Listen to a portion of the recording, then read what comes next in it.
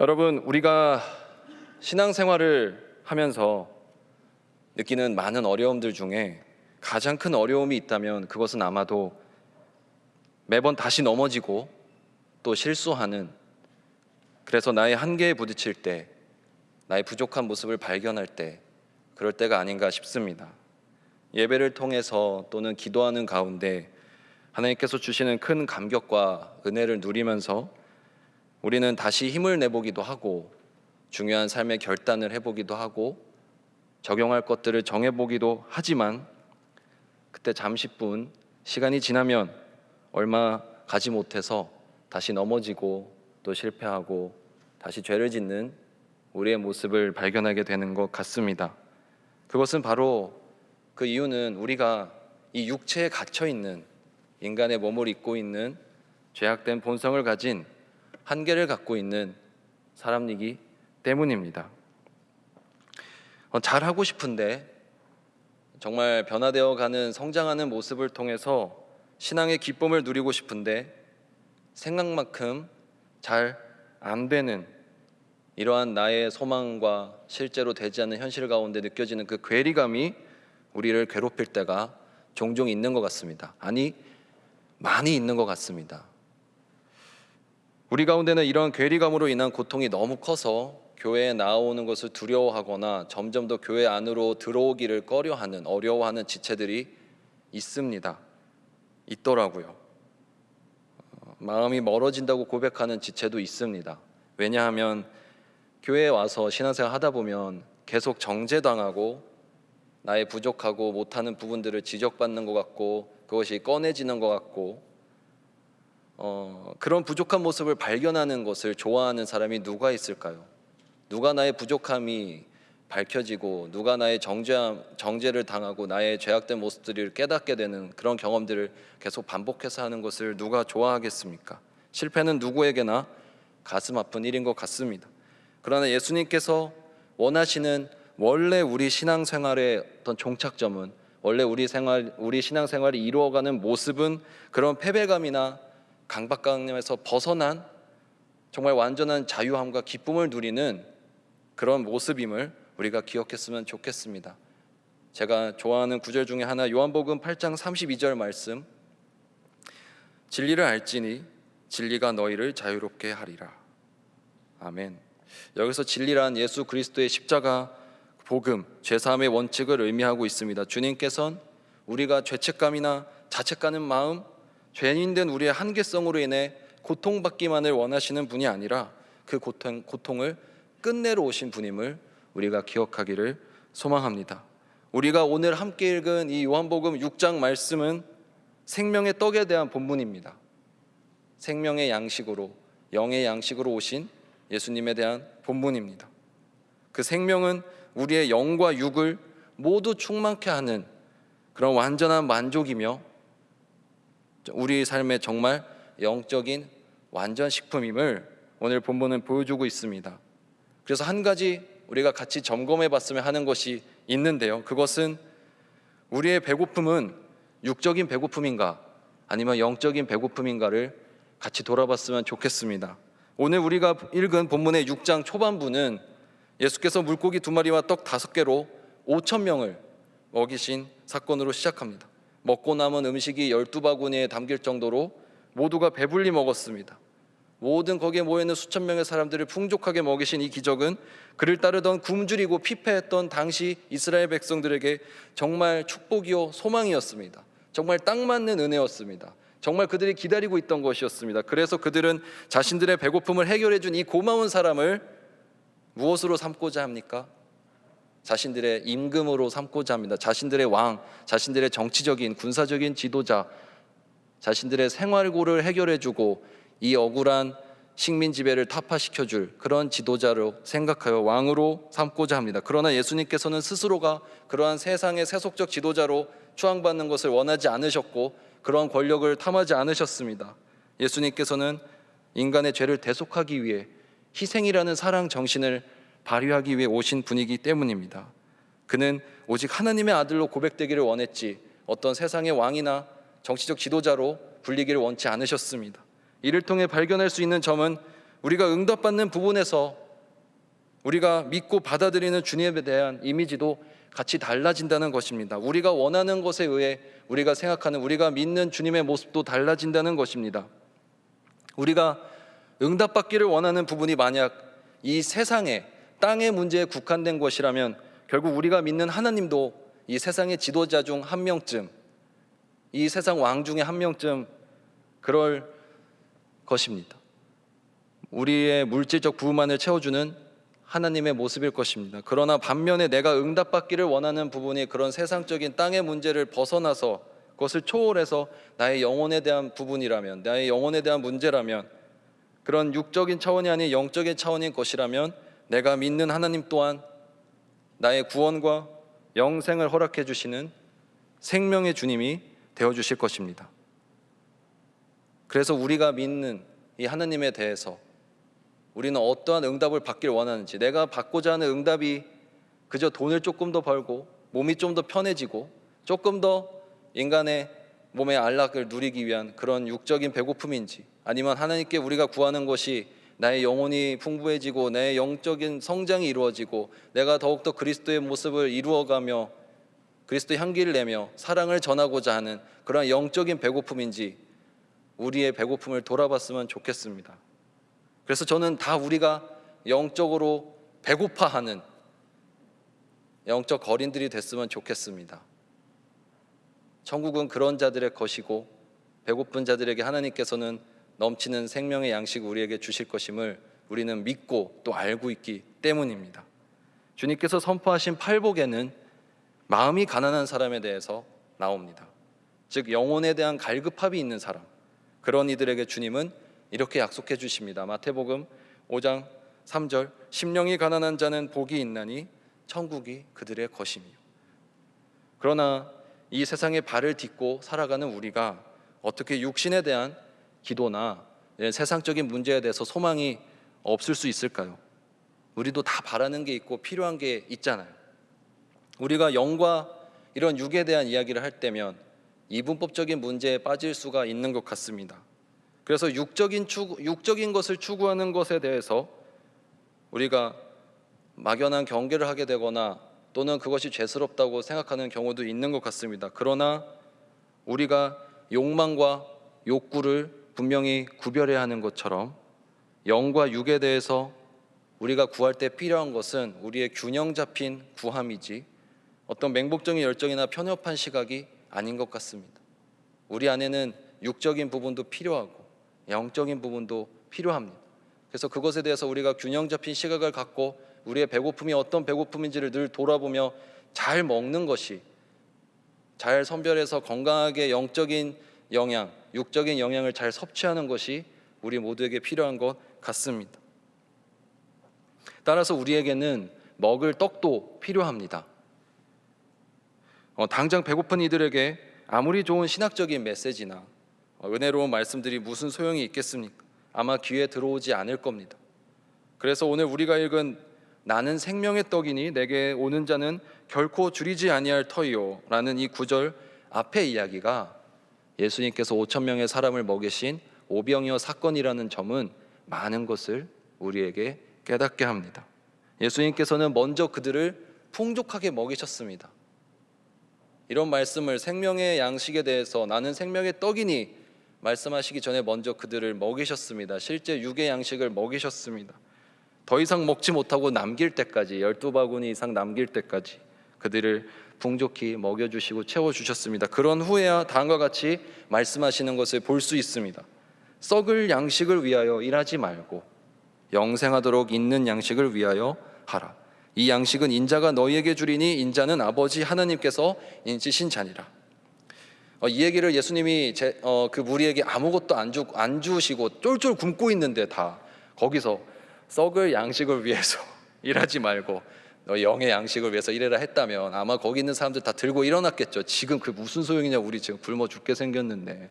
다만 예수님이 먹여주시고 이런 말씀을 하셨기 때문에 좀 더 귀에 잘 들어가지 않았나 싶은데요. 용돈을 주면서 말하면은 그게 덕담이고 아무것도 안 주면서 말하면 잔소리지 않습니까? 명절 때 많은 덕담을 들을 수 있는 은혜가 우리 가운데 있기를 축복합니다. 주님은 우리가 겪고 있는 영과 육의 한계를 초월하신 분입니다. 왜냐하면 그는 참 신이자 참 사람으로 역시 우리와 같은 육신을 가졌기에 배고픔도 느끼시고 줄이셨던 분이지만 동시에 말씀으로 시험을 이겨내실 수 있는 분이셨기 때문입니다. 예수님은 우리의 먹고 살아가는 문제에 관심이 전혀 없으시고 우리의 먹고 살아가는 문제는 전혀 어려움을 겪어보시지 않은 분이 아니라 똑같이 우리와 같은 몸을 입고 오신 분이었기 때문에 우리와 똑같이 아파하셨고 어려움이 있으셨고 머리 둘 곳도 없이 돌아다니시며 힘들게 사셨습니다. 우리의 먹고 살아가는 문제와 영적인 문제에 모두에 관심을 갖고 있는 분이셨습니다. 우리 신약 성경의 바울이 그가 애정했던 교회 교인들에게 쓴 편지들은 당시에 그 교인들이 겪고 있었던 매우 실질적이며 현실적인 문제들, 피부에 와닿는 문제에 대해서 이야기한 것이었습니다. 예를 들면 그가 고린도 교인들에게 쓴 첫 번째 편지인 고린도전서에서는 하나님이 아닌 다른 신에게 바쳐졌던, 다른 우상에게 바쳐졌던 음식을 먹는 문제에 대해서 논하고 있는 부분이 있습니다. 당시 고린도라는 지역은 많은 우상을 섬기는, 많은 신들을 섬기는 다신교 도시였습니다. 그래서 곳곳에서 많은 우상 제물들을 신에게 바쳤고 그런 우상에게 바쳐진 제물들이 많이 남았기 때문에 그 제사 때 의식 때 다 먹지 못하고 남았던 음식들은 다시 시장에서 다시 유통돼서 그것이 식품으로 판매되고 사람들은 그것을 구매해서 먹고 하는 것이 또 있었습니다. 그러자 여기서 자연스럽게 그런 논쟁이 생겼겠죠. 우리는 유일한 하나님을 믿는 사람들인데 어떻게 가서 우상에게 바쳤던 음식을 너네가 먹을 수 있니? 그거는 먹으면 안 되는 거 아니냐? 또 한쪽에서 이렇게 했을 겁니다. 뭐 그 좀 어떻다고 그래? 어차피 우리 그 신 믿지도 않고 우리 하나님 믿는 사람들인데 이거 그냥 음식일 뿐이지 않냐? 어차피 뱃속에 들어가면 다 똑같을 텐데. 이렇게 두 가지 의견이 나눠져서 논쟁을 했던 것을 우리는 볼 수가 있습니다. 그렇다면 비슷하게 오늘 2023년을 살아가는 우리가 겪을 만한 어떤 실질적인 그런 고민들이 뭐가 있을까요? 질문들이 뭐가 있을까요? 여러분 넷플릭스와 같은 OTT 서비스를 이용해서 요즘 많이 드라마나 영화를 보고 계시죠? 코로나 이후에 개인의 시간이 늘어나고 비대면적인 요소들이 늘어나면서 우리 삶 가운데 아마 이 중에서도 넷플릭스 시청이 취미생활 중에 1위인 분들이 많이 있을 텐데 여기서 그런 질문 하나 있을 수 있습니다. 그렇다면 과연 크리스천이 보면 안 되는 영상이 있을까요? 어떻게 생각하십니까? 크리스천이 봐서는 안 될 영상이 있다. 없다. 상관없다. 네. 존재하는 이 세상에 존재하는 많은 영상이나 영화, 드라마 등에는 기독교에서 말하는 가치관과는 굉장히 상반된 것을 말하는 그런 영상들이 상당히 많이 있습니다. 아니 상당히가 아니라 사실 대부분이죠. 추구하는 바가 다르니까. 어떤 경우에는 그래서 그 안에 영상에 내재되어 있던 주제의식이나 줄거리가 이런 것들이 어떤 반기독교적인 세체가 기독교가 추구하는 것과는 방향성이 너무 달라서 그것을 이제 어떤 분들 중에는 안 좋은 영향을 걱정하는 입장에서는 그런 것을 아예 보면 안 된다라고 이야기하는 분들도 있습니다. 물론 또 어떻게 보면 그렇다고 우리가 그런 영상에 아무런 영향을 또 안 받는 건 아니잖아요. 그럼 어떻게 해야 될까? 오늘 아까 고린도 교회 이야기로 돌아가서 바울은 우상에게 바쳤던 음식을 먹는 문제에 대해서 다음과 같이 답변하고 있습니다. 우상의 제물을 먹는 일에 대해서는 우리가 우상은 세상에 아무것도 아니며 또한 하나님은 한 분밖에 없는 줄 아노라. 즉 거릴 것이 없다는 말입니다. 우상? 그게 뭐 우리 그것을 믿지 않는데 그것은 우리에게 아무런 영향도 주지 않는데 그건 아무것도 중요한 게 아닌데 그래서 거리끼지 말고 그런 부분에 있어서 먹을 수 있다 라고 말합니다. 다음과 같이 말하기도 합니다. 고린도전서 8장 8절에는 음식은 우리를 하나님 앞에 내세우지 못하나니 우리가 먹지 않는다고 해서 더 못 사는 것도 아니고 먹는다고 해서 더 잘 사는 것도 아니니라.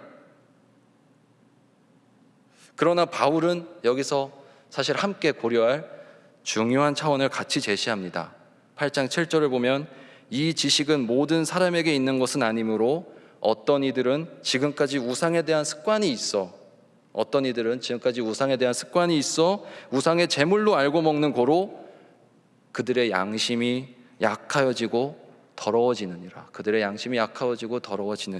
분명히 영향을 받고 이 믿음이 약해지는 사람들이 있었습니다. 그래서 12절 이렇게 말합니다. 바울은 이같이 너희가 형제에게 죄를 지어 그 약한 양심을 상하게 하는 것이 곧 그리스도에게 죄를 짓는 것이라. 여러분, 죄는 다른 게 아니라 내가 옆에 지체에게 안 좋은 영향을 흘려보내는 것이 죄입니다. 옆에 영혼을 죽이고 옆에 영혼에게 안 좋은 영향을 미치는 것, 그것이 죄라고 말하고 있습니다. 그런 의미에서 크리스천이 봐서는 안 될 영상이 있을까요? 없습니다. 그러나 있습니다. 무슨 뜻인지 아시겠죠? 이것은 우리의 양심에 따라서, 또한 우리가 기도하는 가운데 옆에 지체들에게 내가 어떠한 영향을 주는지 그런 것을 고려해 가면서 그냥 단순하게 된다 안 된다의 문제로 우리의 신앙생활을 뭐든지 치부해 버릴 것이 아니라 늘 우리 안에는 치열한 고민과 옆 지체를 생각하는 교제와 기도와 고민과 함께하는 교제가 필요하다는 것을 너무나도 잘 말해주고 있습니다. 그래서 도대체 목사님 하고 싶은 말이 무엇입니까? 라고 하는 표정들인데, 우리가 무엇을 해도 된다 안 된다의 그런 행위적인 차원보다 그 안에 숨겨져 있는, 그 안에 있는 본질적인 부분들, 중요한 가치를 우리가 더 우선시해야 된다는 그런 뜻입니다. 우리의 행위가 다른 지체에, 또 내 옆에 있는 지체에 영혼에 안 좋은 영향을 미치고 그 영혼을 살리는 방향이 아닌 죽이는 방향으로 가는 것이 죄임을 기억하고 어떤 우리가 무엇인가를 하거나 결정할 때 그런 차원에서 같이 생각해 보면 좋을 것 같습니다. 그러나 안타깝게도 또 우리는 영적인 부분을 추구하는 데는 정말 많은 그런 노력과 훈련을 필요로 하는 반면에, 우리가 영적인 것을 하기 위해서는 많은 노력과 훈련을 해야 하는 것 반면에, 육적인 것을 생각하는 데에는 우리가 별다른 노력을 하지 않아도 너무 쉽게 할 수 있는 것을 보게 됩니다. 그것은 우리의 존재가 애초에 그렇게 또 되어 있는 한계가 있기 때문인데요, 바로 우리가 죄인이기 때문입니다. 우리는 죄로 인해서 죽을 수밖에 없는 운명을 지닌 몸에 갇혀서 살아가는 또 죄인이들입니다. 그래서 바울도 로마서에서는 자기 자신의 자화상을 다음과 같이 말하고 있습니다. 오호라, 나는 곤고한 사람이로다. 이 사망의 몸에서 누가 나를 건져내랴. 우리는 모두 이 육적인 문제에서 벗어날 수 없는 사람들입니다. 6장 2절을 보면, 오늘 마태복음 6장 2절을 보면, 요한복음 6장 2절을 보면 많은 무리가 예수님을 따랐던 이유가 나옵니다. 많은 무리가 예수님을 따르고 있었다 나오는데, 그것은 이미 예수님께서 다니시면서 많은 사람을 치유해 주셨던 이적 때문이었습니다. 그래서 자신들도 따라다니면 무언가 나음을 잊지 않을까, 나에게 유익이 되지 않을까, 내가 도움을 받지 않을까 하는 생각으로 주님을 따르고 있었던 것입니다. 그런데 그런 그들에게 물고기와 떡을 원하는 만큼 주셨습니다. 배부르게 주셨습니다. 이보다 더 나은 금상첨화가 어디 있겠어요? 병도 고쳐주고 먹을 것도 주는데, 건강한 육체와 만족스러운 포만감, 정말 육체적인 만족들. 그래서 이제 정말 그를 열심히 따라다닙니다. 예수님 엄청 열심히 찾습니다. 없으면 어디 갔나 찾아서 막 찾아옵니다. 24절 25절의 말씀의 내용처럼 주님이 안 보이면 막 돌아다니면서 찾습니다. 그러자 예수님은 그들의 속마음을 알아보시고 다음과 같이 말씀하십니다. 26절 말씀, 예수께서 대답하여 이르시되 내가 진실로 진실로 너희에게 이르노니 너희가 나를 찾는 것은 표적을 본 까닭이 아니요 떡을 먹고 배부른 까닭이로다. 우리 주님이 이 말씀을 하시면서 얼마나 마음 가운데 안타까우셨을까요? 내가 너희를 먹인 이유는 그런 이유가 아닌데, 육적인 이유로 인해서 자신을 따르면서 뭔가를 아직도 바라고 있는 그 눈빛들을 봤을 때, 5,000명이 넘는 사람들의 다음엔 뭔가 더 맛있는 거 없나 하는 그 눈빛을 봤을 때 예수님의 마음은 어떠셨을까요? 그 군중의 얼굴을 보셨을 때 예수님의 마음은 참 안타까우셨을 것 같습니다. 안타까운 모습은 오늘 본문 이후에 나오는 예수님의 말씀에 대한 무리의 반응에서 더 극명하게 나타납니다. 이제 뒤로 가서 오늘 6장 52절 말씀을 보면 그들은 서로 다투어 이르되 이 사람이 어찌 능히 자기 살을 우리에게 주어 먹게 하겠느냐라고 서로 이야기하는 것을 볼 수 있습니다. 의문을 갖습니다. 예수님께서 양식이라는 말을 하셨을 때 그것을 듣고 이제 사람들이 놀라서 얘기를 합니다. 정말 살을 먹게 한다는 그 표현을 문자 그대로 받아들여서 해석하고 있는 우리 육체의 차원을, 육신의 차원을 벗어나지 못한 사람들의 모습을 우리가 보여주고 있습니다. 그래서 그렇다면 오늘 지금 예수님께서 이 자리에 있었을 때, 우리의 눈빛을 보셨을 때, 엑스 브릿지 우리 이 자리에 앉아있는 모든 지체들의 눈빛을 보셨을 때 우리는 좀 주님께 다른 눈빛을 보여드릴 수 있으면 좋지 않을까요? 그 5천 명의 사람들처럼 나의 육적인 것을 채워주십시오. 나에게 더 큰 육적인 만족을 주십시오. 나의 배를 채워주시고 나의 몸을 편하게 해주십시오 하는 그런 눈빛이 아니라, 주님, 나를 불쌍히 여겨주시고 내 마음 가운데 찾아와 주십시오. 나의 죄를 주님께 가져옵니다. 나의 죄를 용서해 주시고 나에게 참된 생명을 불어넣어 주시옵소서 하는 소망의 눈빛으로, 뭔가 다른 눈빛으로 주님을 따르고 바랄 수 있는 우리 공동체가 됐으면 좋겠습니다. 그 5천 명의 오병이어의 기적을 봤음에도 불구하고, 눈앞에서 물고기와 떡이 끊임없이 나오는 마술쇼도 아니고 엄청난 기적을 봤음에도 불구하고 눈빛이 전혀 바뀌지 않고 알아차리지 못했던 그들과는 다르게 오늘 우리 2023년을 살아가는 엑스브릿지 지체들의 눈빛은 달랐으면 좋겠습니다. 영적인 눈빛으로도, 육적인 우리의 필요도 물론 있겠지만 영적인 차원에서의 바람들이 우리 안에 더 많아지기를 간절히 축복합니다. 예수님께서는 자기 자신에 대해 나는 생명의 떡이다라고 말씀하시면서 주님께 오는 사람은 결코 다시 배고픔을 느끼지 않을 것이다 라고 말씀하십니다. 주님을 믿는 사람은 영원히 갈증을 느끼지 않을 것이다, 이렇게 말씀하십니다. 즉 예수님께서는 자신에게 나아오는 이들에게 완전하며 영원한 만족을 약속하고 계신 것입니다. 이것은 세상이 주고 있었던 만족과는 완전히 차원이 다른 것이었습니다. 왜냐하면 예수 이전의 만족이란 결국 다시 배고픔을 느낄 수밖에 없는 일시적인, 잠시 잠깐의 그런 만족이었기 때문입니다. 불만족의 감정들을 남기는 것들이었기 때문입니다. 여러분의 마음을 채워주는 것에는 무엇이 있나요? 요즘 여러분의 마음은 무엇으로 채워지고 있나요? 여러분의 삶의 빈자리를, 공허한 부분을 채워주고 있는 것이 때로는 그게 연애일 수도 있고 사랑일 수도 있고 또 돈이나 물질이 될 수도 있습니다. 어떤 분위기나 상황에 의한 스릴감이나 또는 기쁨이나 즐거움과 같은, 아니면 다른 쾌락일 수도 있겠죠. 그런 감정들일 수도 있습니다. 물론 어떤 그런 것들 자체가 악하고 나쁜 것이라는 얘기를 하기보다는 가장 중요한 것은 그것이 누구로부터 오고 있는가, 내 만족을 누구로부터 얻고 있는가를 우리가 같이 살펴봤으면 좋겠습니다. 주님께로부터 오는 그 만족이어야말로, 주님께로부터 오는 그것이어야말로 그 기쁨은 정말 세상의 다른 것들이 주는 것과는 다른, 본질적으로 다른, 다시 배고픔을 느끼게 하는 것이 아니라 영원히 우리에게 기쁨과 체험을 주는 그런 것임을 우리가 느낄 수 있기를 소망합니다.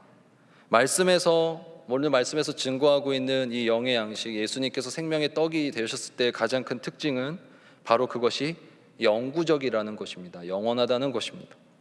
우리의 채워지지 않는 공허함이 우리를 두렵게 하는 가장 큰 이유는, 저는 그렇게 생각하는데, 그것이 다시 찾아올까 봐 두렵지 않을까요? 다시 반복되니까. 그런 어려움이 반복되고 또 언젠간 찾아오겠지. 이 슬픔이나 이 배고픔이나 이 공허함은 또 찾아온다는 것을 우리 모두 알고 있지 않나요? 그때 잠시는 이걸 덜어내고 잊고 살지만 또 비슷한 힘든 게 찾아오고 더 어려운 게 찾아오고 하는 그런 재반복되는 것들 통해서 우리가 그것에 눌려있고 무서워하고 스트레스를 받고 있지 않습니까? 저도 집을 구하는 문제 때문에 2년마다 스트레스를 받고 있어요. 처음에 집을 구할 때 겨우겨우 어디 집을 찾아서 들어가게 되면 2년 동안은 이제 살 수 있으니까 좀 마음을 놓이게 되는데, 또 재계약을 해야 되고 이사를 해야 되지 않습니까? 그러면 또 이제 가까워 오면은 또 이제 또 옮겨 다녀야 되고, 이렇게 반복되는 어떤 우리 가운데 어려움들, 그때 잠깐은 안심하고 이제 잠깐 살았다 숨을 돌리지만 어느새 언제 그렇게 또 돌아왔는지 또 돌아오잖아요. 중간고사 끝날 때만큼은 정말 그렇게 행복할 때가 없는데 다음 주면 다시 기말고사인 것 같고, 그럴 때 어떤 그런 느낌들. 그러나 주님께서 주시는 생명력은 우리를 계속해서 붙잡고 있어서, 계속해서 우리 안에 힘을 불어넣어 주셔서 우리가 계속해서 살아갈 힘을 주고 소망을 품게 해주시는 것임을 우리가 발견할 수 있었으면 좋겠습니다. 그러나 여러분, 사실 그렇다고 해서 신앙생활이 어떻게 항상 꽉꽉 채워지는 충만한 은혜만이 있을 수 있겠어요? 신앙생활을 하다 보면 소진되고 지치는 경우들이 있는데, 이미 여러분들 지금 얼굴을 보니까 많이 소진되고 지쳐있는 분들이 보여요. 당연히 그런 게 있죠. 힘든 게 있죠. 우리가 신앙생활을 하고 생명의 떡이라는 말씀을 묵상하고 있지만 우리 안에는 정말 소진되고 지치는 경우들이, 계속 배고프고 이렇게 허전한 부분들이 어쩔 수 없이 느껴질 수밖에 없는 것 같습니다. 그럴 때 우리는 이런 생각이 들 수 있어요. 이상하다. 분명 하나님께서는 영원한 생명의 떡을, 줄이지 않을 떡을 주신다고 했는데 왜 아직도 나는 이렇게 빈 부분이 느껴지고 여전히 기운이 없을까? 재충전이 필요할까? 힘들까? 하는 것들, 내가 뭔가 잘못하고 있나? 이런 생각이 들 수도 있겠다 싶습니다. 아니면 하나님이 주시는 그 떡을 내가 제대로 받지 못하고 있나? 라는 생각, 걱정이 들 수도 있겠다 싶습니다. 그런데 어떻게 보면 우리가 힘들어하고 부족함을 느끼는 게 당연하지 않을까요? 당연할 수 있겠다라는 생각이 듭니다. 왜냐하면 우리가 예수님과는 다르게 육신을 입고 있는 나약한 존재들이고 얼마든지 실수할 수 있는 존재들이기 때문입니다. 당연히 우리의 신앙적인 부분에서는 이런 올라가고 내려가는 곡선이 있을 수 있고, 약한 부분들, 어려운 부분들, 또 넘어지는 부분들이 얼마든지 생길 수 있는 것 같습니다. 그래서 힘들고 지치더라도 이것이 내 잘못인가? 내가 무엇인가를 잘못하고 있나? 그렇게 보기보다는 다시 한번 예수님을 그저 봤으면 좋겠습니다. 우리 안에 잘못된 부분들, 부족한 부분들을 보기보다는 완전하신 분, 소망이 되신 분을 봤으면 좋겠습니다. 저는 우리의 신앙생활이 정말 긍정적인 부분들을, 소망을 발견할 수 있기를 소망합니다. 그래서 저는 이 강대상 위에서 의식적으로라도 실패하는 얘기, 부정적인 얘기, 그런 거 잘 안 합니다. 할 수 있다, 이게 진짜다, 하면 되더라, 우리가 그렇게 믿고 살아가야지. 저는 그래서 말씀을 통해서 사람이 얼마든지 바뀔 수 있다고 생각합니다.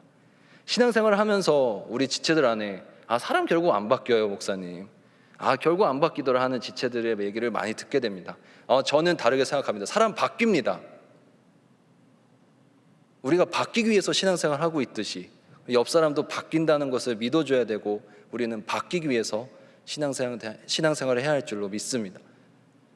저는 그래서 연관돼서 말씀을 드리면, 제가 요즘 엑스브릿지 예배에 참 많은 은혜를 제가 먼저 받고 있는 것 같습니다. 그래서 예배를 드릴 때마다 날마다 제 영혼이 새롭게 바뀌는 것 같고 조금씩 변화되는 저의 삶 가운데 그런 마음을 제가 느끼게 되면서 우리 신앙생활이 정말 기쁜 것이구나, 엑스브릿지 모든 이 공동체가 예배를 통해서 조금씩 바뀌어갈 수 있으면 좋겠다는 그런 소망을 날마다 품게 되는 것 같습니다.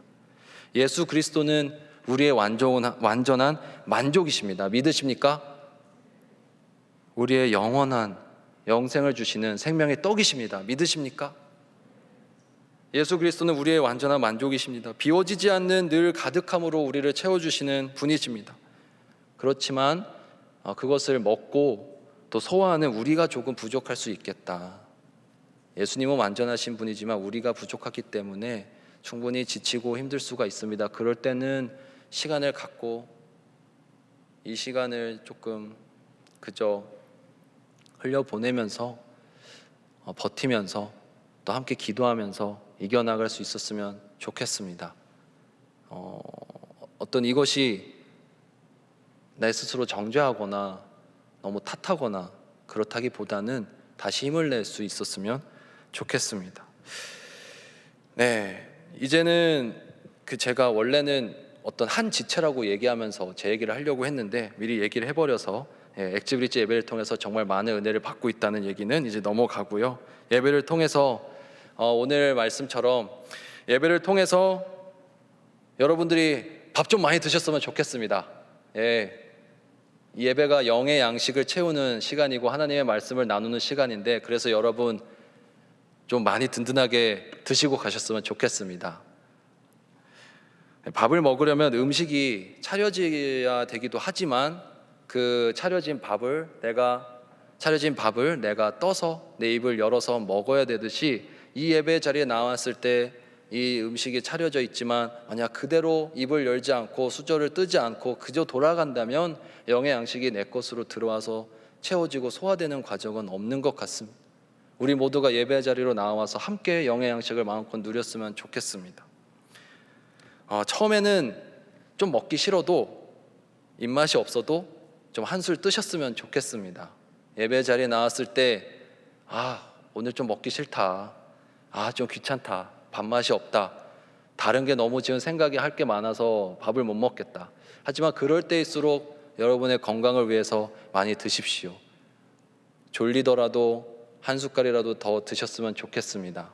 이 자리는 우리의 영혼을 채우기 위해서 온 시간임을 잊지 않으셨으면 좋겠습니다.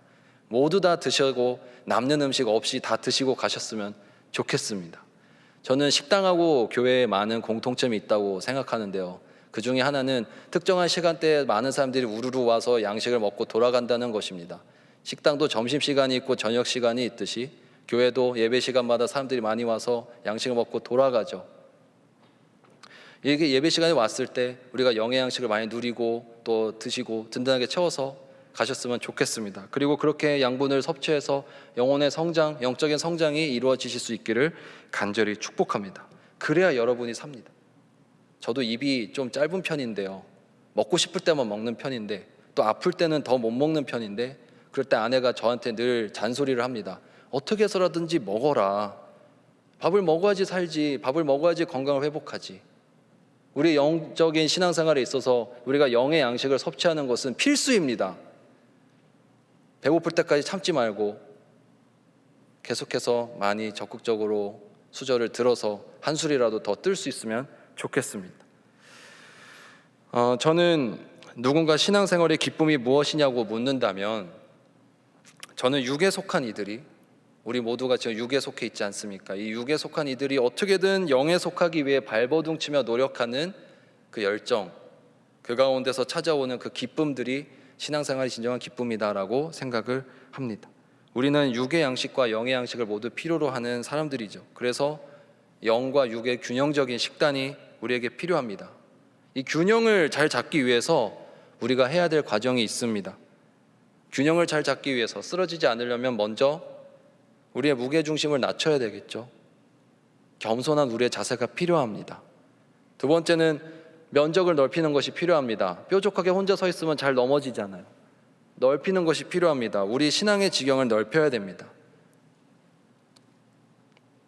그럴 때 균형이 잡히면서 내가 이 땅 가운데 딛고 살아가면서 먹고 입기 살아가기 위해 하는 것과 동시에 말씀과 기도를 동시에 잘 조화를 이루어서 영의 양식과 육의 양식을 모두 잘 먹을 수 있는 우리가 될 줄로 믿습니다. 그래서 저는 어떻게 하면은 우리의 신앙생활의 그 영역을 확장할 수 있을까? 우리 신앙생활의 영역을 어떻게 확장할 수 있을까? 그것을 저는 신앙생활에서 용어를 바꿔서 생활신앙이라고 이름을 붙이고 싶습니다. 여러분, 신앙생활 하면 어떤 것이 생각나세요? 저는 신앙생활 했을 때는 여러분들의 많은 다양한 생활들 중에 일부분인 신앙생활이 생각이 납니다. 여러분들의 직장생활, 학교생활, 가정에서의 생활, 친구들과의 지내는 어떤 그런 교우생활, 그런 많은 생활들 중에 몇 번째 신앙생활, 학교생활, 직장생활, 뭐뭐뭐하다 신앙생활. 물론 이 중에서 첫 번째가 신앙생활, 그 다음에 직장생활, 이런 지체도 있겠지만 어쨌거나 손가락을 꼽는 것에 대해서는 차이가 없죠. 그래서 저는 무슨 생활 안에 들어가는 신앙생활이 아니라 우리 삶 자체가 신앙으로 이루어지는 생활신앙이 됐으면 좋겠습니다. 생활신앙을 하는 법, 그것은 사실 어렵지 않습니다. 이거 하나만 기억하면 되는데요. 저는 모든 행동에 영적인 의미를 부여해라. 모든 행동에 영적인 의미를 부여하는 것이 우리가 생활로 살아가는, 신앙으로 살아가는 생활신앙을 할 수 있는 방법이라고 생각합니다. 제가 요새 지체들에게 열심히 인사를 하고 있는데요. 제가 되게 반갑게 막 손을 들면서 인사를 하고 있는데 제가 그나마 유일하게 잘할 수 있는 것 중에 하나가 인사하는 거라서 그렇게 하고 있는데, 사실 그 인사할 때도 제가 짧은 인사지만 영적인 의미를 늘 담고 있습니다. 오그라들 수도 있는데 저는 여러분들에게 인사할 때마다 여러분의 얼굴을 보기보단 여러분의 영혼을 바라보려고 노력하고 있습니다. 그래서 마음속으로는 인사 한번 하면서 영혼을 위해서 축복의 기도를 하면서 같이 인사를 하고 있는데요. 그게 제가 작은 행동 하나에 영적인 의미를 부여하는 것입니다. 저는 사실 이렇게 파마를 하거나 머리에 이렇게 정갈하게 신경을 쓰는 사람이 아닌데 제가 머리를 한 이유도 영적인 의미를 부여한 것밖에 없습니다. 이 자리에 섰을 때 걸리적거리지 말라고. 그래도 제 머리 모양이나 다른 것들이 여러분들께 보였을 때 신경 쓰이면 안 되니까 진짜 그 이유 하나, 그런 식으로 저의 삶의 모든 것 작은 행동 하나에 영적인 의미를 부여해 나가고 부여하려고 노력하고 있습니다. 밥 먹는 거 하나도 영적인 의미가 될 수 있습니다. 건강해야지 신앙생활 잘하잖아요. 내가 오늘 먹고 힘내서 셀모임 인도 잘하려고 하는 거, 그런 것들 하나하나가 우리 삶을 신앙으로 가득 채울 수 있는 방법이라고 생각합니다. 어렵지 않습니다. 오늘 하는 모든 것, 내가 한 발자국 걸어가는 거 하나에도 영적인 의미를 부여하면 얼마든지 그것이 신앙생활이 될 수 있습니다. 신앙생활이 될 수 있습니다. 걸어다니는 것도 신앙생활이 될 수 있고, 숨 쉬는 것도 신앙생활이 될 수 있으며, 눈을 깜빡거리는 것도 신앙생활이 될 수 있고, 그저 내가 살아있는 것도 신앙생활이 될 수 있습니다. 그럴 때 비로소 생활 신앙이 되는 것을 보게 됩니다. 오늘은 예수님의 에고에이미 구절 가운데 나는 생명의 떡이다를 살펴보았습니다. 아직도 5개나 남았습니다. 계속 할 건데 우리의 참 생명이요 양식이 되신 주님을 의지함으로 날마다 영적인 영양 섭취와 충전을 통한 영적인 성장을 잘 이루어내는 우리 모두가 되기를, 엑츠 브리처가 되기를 간절히 축복합니다. 한번 이렇게 화이팅 한번 해볼까요? 네, 손을 따라서 들어주시고, 네, 한 주간 이렇게 해보겠습니다. 되게 새마을 운동 같은데 생활신앙 3번 외치도록 하겠습니다. 하나, 둘, 셋. 생활신앙, 생활신앙, 생활신앙. 예, 삶 가운데서 신앙생활을 승리해 나갈 수 있는 우리 모두 되기를 축복하면서 함께 기도하시겠습니다. 사랑의 하나님 아버지, 우리 가운데 생명의 떡으로 오신 예수 그리스도를 묵상합니다. 주님, 우리 안에 줄이지 않고 다시는 목마르지 않을 양식으로 오신 주님을 의지하며 나아가오니 우리에게 다시는 목마르지 않을, 또한 다시는 배고프지 않을 그런 영의 양식을 허락하여 주시옵소서. 우리가 육적인 것만을 생각하지 아니하고 영적인 것을 함께 추구해 나갈 수 있는 진정한 의미의 영적 공동체가 되기를 소망합니다. 우리 가운데 육적인 것을 쫓기보다는, 썩어질 것을 쫓기보다는 영원한 하나님의 진리를 쫓을 수 있는 그러한 새로운 영적 열정을 허락하여 주시옵소서. 모든 것 주님께 맡겨드리며 이 모든 말씀 예수 그리스도의 이름으로 기도드립니다. 아멘.